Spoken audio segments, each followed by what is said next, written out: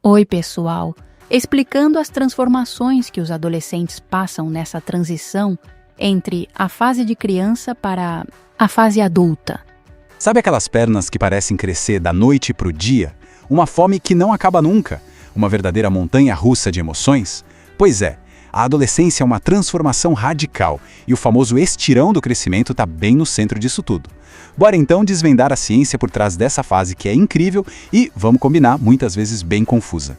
Para a gente começar, vamos ter uma ideia da escala dessa mudança. A gente está falando de um ganho de 25 a 30 centímetros de altura. Isso é quase 1/3 da altura de uma pessoa. É como se o corpo entrasse numa corrida maluca para alcançar sua forma adulta. Mas afinal, o que é que aperta o botão para dar início a essa aceleração toda?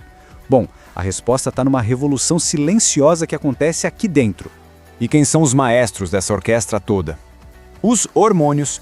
São eles, os mensageiros químicos que viajam pelo nosso corpo e dão um sinal verde para o início de um processo que todo mundo conhece de nome, mas que poucos entendem os detalhes: a puberdade. Esse processo então tem o nome de puberdade. Mas não é só sobre crescer para cima não. É sobre amadurecer. É a transição biológica oficial da infância para a vida adulta. Um período de mudanças profundas, tanto físicas quanto hormonais, e estão ali preparando o corpo para a reprodução.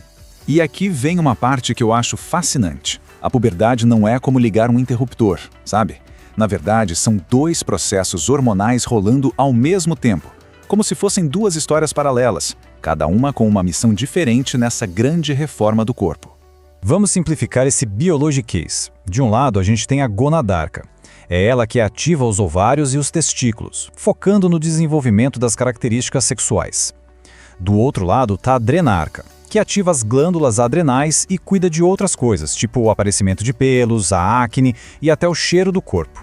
São 2 frentes de mudança, acontecendo tudo junto. E essa progressão toda não acontece de qualquer jeito, não. Ela é tão previsível que os médicos usam uma ferramenta chamada escala de Tanner para mapear essas mudanças. Basicamente, essa escala divide a puberdade em 5 estágios, quase como um roteiro para o desenvolvimento do corpo, tanto nos meninos quanto nas meninas. Ok, com os hormônios trabalhando a todo vapor, a gente chega no evento principal, o estirão do crescimento. Mas como é que o corpo consegue crescer tanto e tão rápido assim? A velocidade com que isso acontece é sinceramente impressionante. Vamos colocar em perspectiva. Pensa só, no primeiro ano de vida, um bebê cresce uns 25 centímetros. Depois, essa velocidade cai para mais ou menos 6 centímetros por ano. Mas aí no pico do estirão, essa taxa pode simplesmente dobrar, chegando a 12 centímetros por ano. É uma aceleração absurda, quase tão rápida quanto a do nosso primeiro aninho de vida. O timing, porém, é bem diferente. Nas meninas, o estirão já chega logo no comecinho da puberdade. Já nos meninos, ele vem mais tarde, lá pelo estágio 4 de Tanner. É por isso que tem aquela fase em que as meninas parecem mais altas, até que os meninos, de repente, começam a acelerar também. E, claro, essa fase de crescimento acelerado sempre levanta um monte de dúvidas. E uma das maiores é sobre esportes. Será que jogar basquete realmente deixa alguém mais alto?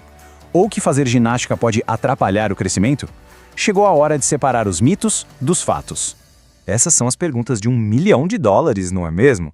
A crença popular tem uma opinião bem forte sobre isso.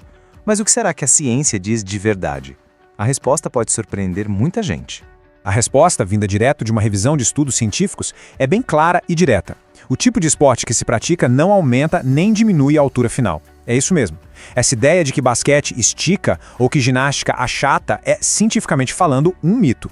O que acontece na realidade é um fenômeno chamado viés de seleção, ou seja, pessoas que já são naturalmente mais altas acabam sendo selecionadas ou se sentem mais atraídas pelo basquete porque ali a altura é uma vantagem. Da mesma forma, pessoas com uma estatura menor e um corpo mais compacto tendem a se dar muito bem na ginástica. Em outras palavras, o esporte não causa altura, a altura é que favorece o esporte.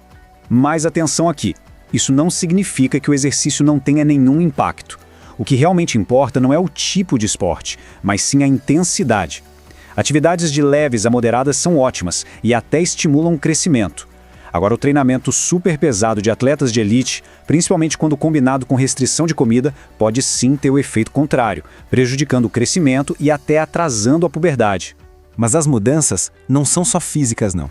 Enquanto os hormônios estão lá remodelando o corpo, eles também ajudam a dar o pontapé inicial em outra obra monumental, uma que a gente não consegue ver no espelho, a transformação do cérebro adolescente. Tente imaginar o cérebro adolescente como uma cidade em plena reforma. Ele não está só crescendo, ele está se reorganizando por completo. Ruas antigas são fechadas, autoestradas são construídas. O objetivo disso tudo? Criar um cérebro adulto que seja mais rápido, mais eficiente e mais especializado. 2 processos são a chave aqui. O primeiro é a poda sináptica. Nome complicado, né? Mas é como um jardineiro que apara os galhos fracos de uma planta para que os mais fortes cresçam ainda melhor. É um processo de use ou perca. O segundo é a mielinização, que é como encapar os fios elétricos do cérebro. Essa camada de gordura faz as informações viajarem muito mais rápido. E essa reforma cerebral toda explica muito do comportamento típico da adolescência. O cérebro vira uma esponja para aprender coisas novas. Só que, ao mesmo tempo, a área responsável pelo controle dos impulsos, pelo planejamento, tipo o CEO do cérebro, é a última parte a ficar pronta. Isso ajuda a gente a entender a busca por recompensas, a intensidade das emoções e o porquê dos amigos se tornarem o centro do universo nessa fase. É uma janela de oportunidade única para o aprendizado e para o desenvolvimento de habilidades que podem durar a vida toda.